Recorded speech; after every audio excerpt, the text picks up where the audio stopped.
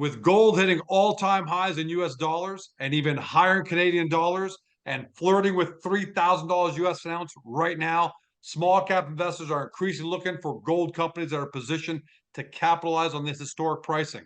Today, look no further than ESGold, an imminent producer in mining-friendly Quebec that is advancing towards production as a company with high margin economics, minimal CapEx, and a district-scale exploration opportunity. Their flagship, Montauban, and Brad's going to give me the correct pronunciation of that, but the Montauban property is located just 80 kilometers west of Quebec City, so it's a great place. With permits in place, it's set to achieve production within 6 months of securing final financing, which is only, this is the great news, only $6 million for construction, a couple $1 million for initial operating expenses to bring the product into production. How do the economics look? Well, the most recent PEA shows robust financials, including gross revenues, which are projected to be about $107 million with an upside over $315 million in the first 5 years. You got the payback period, half a year. That demonstrates incredible return on investment, incredible economics. Cash flow in year one projected to be, give or take, $23 million at current gold and silver prices. And the production plan, an initial 500 ton per day mill, scaling up to 1,000 tons per day. And today's press release that we're talking about, ESGold initiates updated PEA to reflect the rising gold and silver prices. Brad, welcome to Agora Call, my friend. George, thanks for the great introduction. You've done your research on the company, which is fantastic. And your pronunciation of Montauban was pretty bang on. Thank you. All right. 9 out of 10. I'll let my Well, mom know that I got a passing grade. I go 11 out of 10. How's that? Okay. Well, that's the first time that's ever happened. Let me tell you, let me ask something. Sure. I talked about your PA in the intro, and Yep. those numbers were incredibly impressive. Like the payback period was ridiculous, half a year. But those were at lower gold and silver prices. Can you tell us about what gold and silver prices you were using for the original PEA or the most recent PEA? I can. The original PEA was done in March, or completed and filed in March 2023. So not a long time ago, but a couple of years, things have changed. The average gold price at the time that we were using in the PEA was about $1,700, $1,650. Wow. Yeah, so we've almost doubled in the gold resource itself. Silver was significantly lower. We're at $33 an ounce of silver. So this is, and it's definitely a gold, silver, and there's even another component called mica. So we have revenue streams from 3 different minerals, but it's a huge plus. And you're right, we are doing an updated PEA. We should have that out in another couple of weeks. Preliminary let me ask a question about that. Sure. With gold sitting right now at 2,930, which is way off of 1,700, and silver at $33, like you said. And I'm assuming back then, if I had to guess, it was probably like more like the $22 range or 23, somewhere around there. Yep. What prices are you planning on using for the updated PEA? Because typically companies don't go right up to the current price. Like if it's trading at 2,900, they might use 27 or 26 or 25. Do you know what kind of what pricing levels you're going to be using and what impact that's going to have? Generally speaking, I'm not talking about specific accounting numbers, but the kind of impact you think it's going to have on the economics of your flagship. Okay, that's a really good question. It's an important question because the PEA is a technical report that has to meet certain regulatory requirements. And in that, you're right, we can't be too promotional, we can't be too risky in our calculations. So it has to be a fairly conservative standard. So what we're using on our PEA will be an average 3-year rate for gold, which right now is about 22.50, which is again a significant increase from the 16.50 we were using. Yeah. But we will also show variables. So we will do a 30% increase on that, and that will show sort of the high end, and a 30% decrease as well, and just to see if the plant is profitable. When we did the PEA back in a couple of years ago, we actually did the full stress test to see where gold would have to be to break even. And right now, with our costs, our current costs, and again, our costs are in Canadian dollars and our revenues in US, so that's favorable for us. Yeah. But gold would have to be below $700 an ounce before we started breaking even. So everything above $700 an ounce is gravy. And that's a result of a couple of things. Number one is the technology we're using, and we're in Quebec. Quebec, we'll be using Quebec Hydro. We've got the electricity already to the site, so the infrastructure is in place, Yeah. and it's That's the relatively beautiful part. inexpensive. Oh yeah, it's fantastic. And you've got the people resources too. Yes, there's gold, yes, there's silver, yes, there's mica. But the other important thing about Quebec is you have the people resources. You've got people that understand mining. They understand it. You can get down the road. When we need a drill, we can get a drill. If we need dump trucks, simple things like this, the equipment that we're going to be putting into the plant itself, that's all easily accessible in Quebec. And that's something that people don't talk about a lot.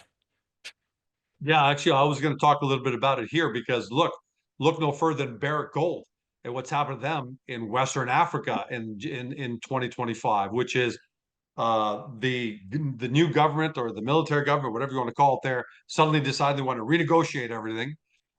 Barrick Gold putting up a little resistance, having its executives thrown in jail, and a couple of weeks ago, you had the military literally fly helicopters in, load up the gold that had been produced, and flying it out and just taking it for themselves. You don't have to worry about that in Quebec. It's probably the best place in the world you want to be in terms of stability, infrastructure, the right people, all of that. You're 100% right. And even more so in Montauban. So Montauban used to be a mine from about 1910 to 1990. Beautiful town. You've got two gorgeous Catholic churches. Because it was a mining town, you've got some beautiful homes, the large farmhouses, big porches, beautiful lawns. But there's no other industry in the town. So they've been without an industry for about 30 years. And a bit of a sad story, about 5 years ago, they lost their grocery store, which to most people is not a big deal. But you've got a town of about 800 people, and there's no grocery store. So on a Saturday night, you need to get some bread or whatever, pasta for dinner. You have to drive 20 minutes. So, Brad, you just had a small disruption there, no problem. But you're talking about how Little Montauban there lost its grocery store is just an example of how it's a great little town and needs something like ESGold just to get it back up on its feet. Well, and so what's happened is there was a couple that was in Montreal that had a restaurant. They heard that we were going back in, starting to not necessarily open up the mine, but put in production the tailings, basically generate some economy in the city. They sold their restaurant in Montreal.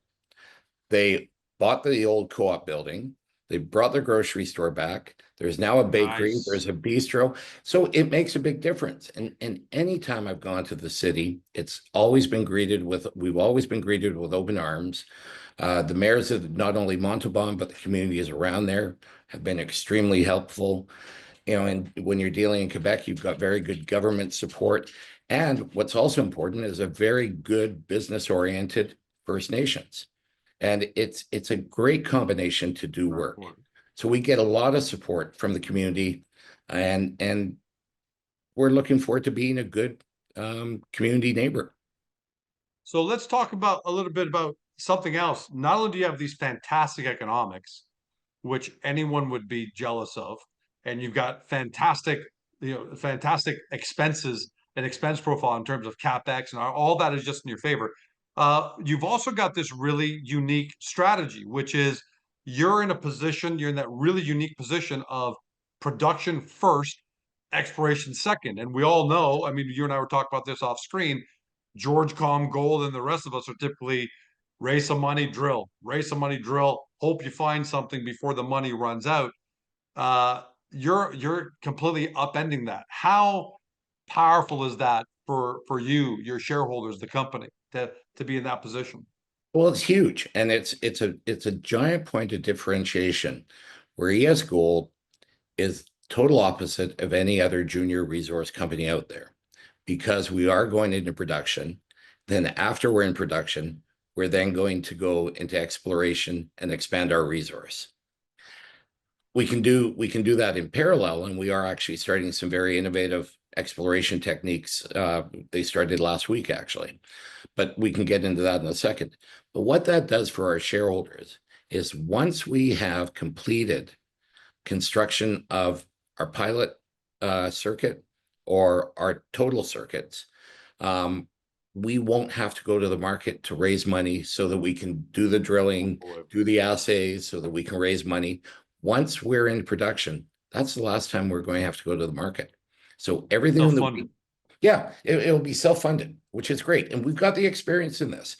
There's another project in Quebec. It's called Windfall Lake. And I took that from zero. It was basically on care maintenance to a bankable feasibility study in 5 years. Sold that to Osisko, Ned Goodman and Osisko. And then just last year, they sold the Windfall Lake for $1.6 billion. So we know You how. know what you're doing. You've done this before. This isn't your first rodeo.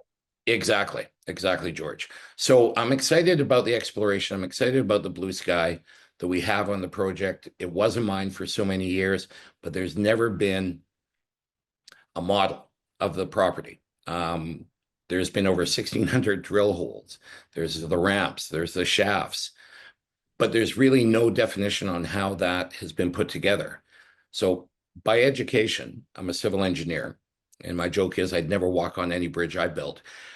But what we always do, George, is we start with a foundation on our buildings. And what we're going to be doing while we're in production is we're going to be building that foundation and developing a model of the mineralization and the resource at Montauban. So, and that's not an insignificant process, but it's something that we know, we understand, and we're very confident that we're going to be able to find an extremely large resource there and be in production for many, many years. In the meantime, something I want you to help educate people on just a little bit is that you're in this advantageous position because Montauban has tailings, right? So you're as of now, as of this moment, you're not drilling into the ground, finding an ore body and trying to scoop it out. What are tailings? Just really, that high level education for everybody, and why is that such a huge advantage to starting off your production from tailings rather than the traditional status quo? Okay, so taking a little bit of a step back, the very first time I went to Montauban. It was interesting for me because it's a beautiful part of the world. It's cottage country, it's gorgeous. Like I said, the town's fantastic. But all of a sudden, you're driving through this beautiful forested highway, and you turn the corner, and then bang, there's this huge toxic sand dune. It looks something out of the movie Dune, or it looks like Tatooine. It's that big, it's that ugly, and it is toxic, so nothing grows on it. But it is, as you said, just sitting on the ground. So there are enough tailings that when we get into full production, which will be 1,000 tons a day, which is not an insignificant mill, but when we get to 1,000 tons a day, we're going to have enough tailings that we can process for 3 years. So this is a huge, and when I say tailings, it is effectively sand or gravel. And this was a byproduct of the milling from the mine for a period of 80 years. So that goes back to as far as 1910. And we have done in the PEA, we have the technical reports, the grades are there, and you've mentioned some of the current revenue that we'll be able to take literally just from these tailings that are sitting there. And after we process the tailings, we extract the gold, we extract the silver, we spin out the mica, then the tailings are no longer toxic. So not only are we generating revenue for our shareholders, but we are very much an ESG company. I know nobody likes that buzz phrase these days, but it's the way we should be. We're Still being matters. It still matters. exactly. Yeah, it does matter. It's hugely important. And that will give us the money that we can go and start continuing our exploration and developing the resource further and get into production eventually. Yeah, and for people at home who are probably wondering, well, why didn't the former guys just do this? I think the easy answer is that they didn't have the technology. The technology just wasn't there to make that happen. And by the way, for everyone listening at home, who you might have heard, for new people who are looking at new gold companies just kind of entering the space, and you're thinking 1,000 tons per day. It's not 1,000 tons of gold per day. It's essentially 1,000 tons of sand per day, and from that you're extracting the gold, right, Brad? Essentially, you're That's producing the correct. gold Yeah. from that. Just to Sorry, make sure George. people don't think it's 1,000 tons of gold per day. That's No, you're gonna be milling. no, no, that's you're right. That's not the case. But because of the processing, and again, because we're in a very good environment, the energy costs are low. Um, the grades are they're fairly significant grades. So Mhm. we'll be able to generate not 1,000 tons a day of gold, but we'll be able to generate some very good revenues. Yeah, and I went over those revenues, and we'll wait for the new revenues, so I won't repeat my intro again because those Yeah. are impressive numbers. But given the fact you're doing a new PA with the updated, gold and silver numbers, we'll wait for the new numbers, and that'll be out, like I said, in 2, 3 weeks. Question for you. Yes. Like most small cap juniors, all this relies on financing. But again, thankfully, yours is probably the smallest CapEx I've ever seen for bang for the buck. Typically, George Com Gold has a 4 or 5 million ounces of gold. Now he just needs $300 million in order to fund all that, and that's usually the stumbling block, right? So you need about six. Let's call it $10 million. 6 plus 2 and maybe a little more walk. Let's say $10 million. How's that looking? What's the status? And how's that looking for you guys? Because it's not a big number. No, it's not a big number. And we were talking before, George. I'm in Vancouver, and the $6 million that we want to raise, effectively, that's the same as a mortgage here in Vancouver. So Yeah. it's not a huge hurdle to get over.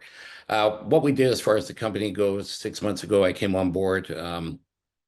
Paul Massantuono, the CEO, brought me on board, and we came up with a plan. Let's make sure that we develop a good, strong operating plan. Let's get rid of all this superfluous other work that was being doing, and let's focus on getting into production. And over the last 6 months, what we've done is we've tripled the market cap. We've increased liquidity from about 10,000 shares a day up to about 100 to 200,000 shares a day. We're now, as of 2 days ago, on the OTC QB and fully tradable, or DTCs. Nice. So we're improving our access to investors. And as a result of what we've done, we are fairly confident that we will, within the next month, be able to close the financing that we need to get into construction. And in the way that's breaking, but don't forget, we've also spent a lot of money. So we are fully permitted. We have about 50% of the equipment that's required to go into our pilot circuit. We have an operating mill. We have the total infrastructure. You can drive right up to the site. As I mentioned before, we're totally Quebec Hydro to the site. It's literally about 1.8 million to 2.2 million of new equipment, about the same price, about 2 million to 2.4 million to actually assemble the first circuit. And that will get us into production within 6 months. So we're looking to be in production by fall, early winter 2025. Yeah, and that's so refreshing. You talk about in 2025, because again, going back to George Com Gold, hey, George Com's got a great resource. He needs about $300 million. If all goes well, raise the money, he'll start pouring his first gold in 2029. And so it requires a Yeah, ton of patience, and that's why I love your model. It's small, it's nimble, but it packs one hell of a punch. Um, if sorry, all goes just well, along those lines. Yes, it yeah, is small, but it's easily scalable. So again, the first circuit's going to be a pilot circuit of about 500 tons a day. We can then double that once we know what we're doing, and we do know what we're doing. We've done the metallurgy. It's in the PEA. This was the nice thing for me coming on board. So none of this I had to hope. We're not like an exploration company that drills a hole and hopefully we'll hit. Everything that we're saying is actually quantifiable. It's done in the PEA. We know what the grades of the gold are. the fact that you've got an exchange rate that's going in our favor, and you've got the resource rates that's going up, just makes this so much more viable than it was, let's say, 30 years ago. But even 3 months ago, it's that dynamic. And if all goes well, you got this meaningful exploration upside and you're using modern technology. Let's talk a little bit about that because Sure. we'll probably save the bulk of that conversation because we could have a long conversation just on that too. But for now, we're just focusing on the immediate, that's what we're focusing here, the PEA and the immediate near-term production 2025. But give us just a little taste of what the upside could be in terms of growing the resource and the kind of advanced technology you're using to get there. Okay, so the new technology that we've just announced, we're working with a company called Core Technologies. They're a division of geophysics, GPR, which is based out of Montreal. And this technology uses ambient noise tomography. And what it really is sound waves. So instead of using aerial, instead of using mag, we're putting on the surface, and this isn't invasive. It's literally just putting a pod, a very small pod, right on the ground, and leaving. And we're putting 100, and we've just set out the grid recently. We're putting 100 of these pods on. You leave them there for 30 days. You collect the data and the sound waves as it's going through the different geological structures can differentiate what's actually in place. We'll be doing a 10,000 square meter block. So this will be a 3D block model that's from 0 to about 400 meters. It's never been done before. It will give us some insight on what the structure of the old mine was, what the structure of the mineralization is now. Using that and combining that with the 1,600 holes that have already been drilled, with some of the mining that's already been done, we'll be able to construct an extremely good resource model, which will allow us to do some more exploration and definition, but more importantly, define what the resource is at Montauban. And that's so much, it sounds like that's so much more efficient and more accurate than, what you were talking about mags and all that. A lot Yeah. of companies would fly helicopters or some kind of aerial thing that would take imaging of the ground, permeate the ground. You get these magnetic surveys and things like that, which were pretty reliable. I mean, obviously Oh the yeah. mining industry's done pretty well, but this is even more reliable and way less expensive, I'm assuming, right, Brad? It's much more economical at the end of the day. It is, because you don't have to do the geological interpretation. So once the model's constructed, you can then take a look at it and develop from there. There's a little bit more of an upfront cost associated with this because you've got the pods. This is all satellite driven. You've got the computer processing. But once the data is collected and once the model's been generated, which will take about 45 days, so we're going to have the information middle of April, then you're right. It's a much more efficient, it's a much more cost effective, and quite frankly, it's a much more detailed way of exploration, at least starting the exploration. Brad, it looks like you've got the short term, midterm, and long term looked after. And that's a great thing that you've got going at ESGold. Short term, you've got great production on the horizon. Midterm, you've got great exploration. You've got that all lined up. And if all goes well there, and I'm assuming you guys have good reason to believe, we can't probably say much more than that, but you're not just taking a shot at this.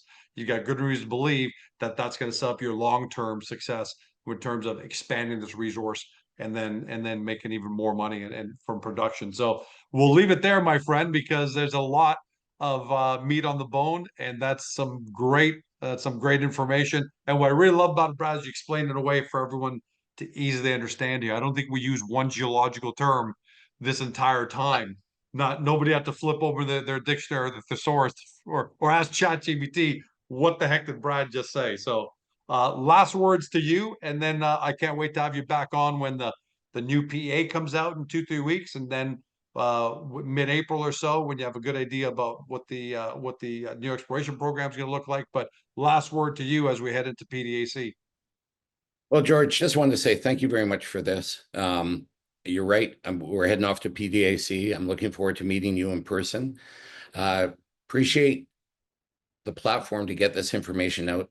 It's hugely important. We're doing some very good work. And for our shareholders and for our new shareholders, I think they'll see quite a few updates as we go through in the next couple of months, as you were saying, so that we are building a very strong company, and one that will be around for a long time. Can't wait to keep having you on and tracking that great progress, Brad. Congratulations on what you guys have done up until now, and congratulations to your PR team, because you're mentioning earlier that you'd start off. I mean, we just came on, so I'm talking about your previous team and current team. They've done a fantastic job of getting the word out. That's how we found out about ESGold, and looking forward to helping you continue to get those numbers out and just growing the story. Thank you very much, George. To everyone at home, thanks for joining us. Hope you got a lot of great info.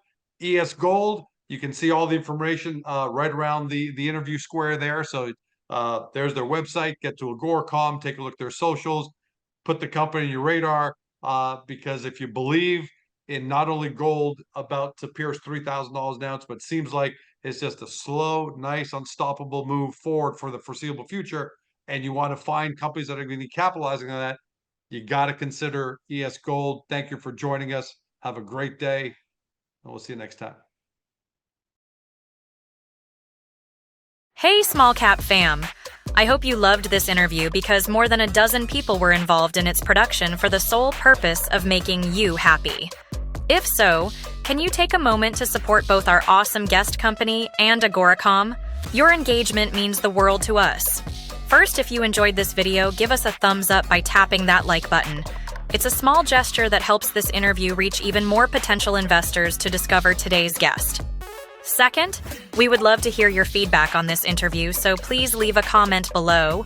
Be sure to keep it clean, but feel free to poke fun at George. If you loved what you heard on today's video and want to dig into our guest company right away, take a look at the links in the description below. And while you're at it, hit that subscribe button and ring the notification bell to never miss another great Agoracom small cap video. Thank you so much. We couldn't do any of this without you. Make sure to come back soon.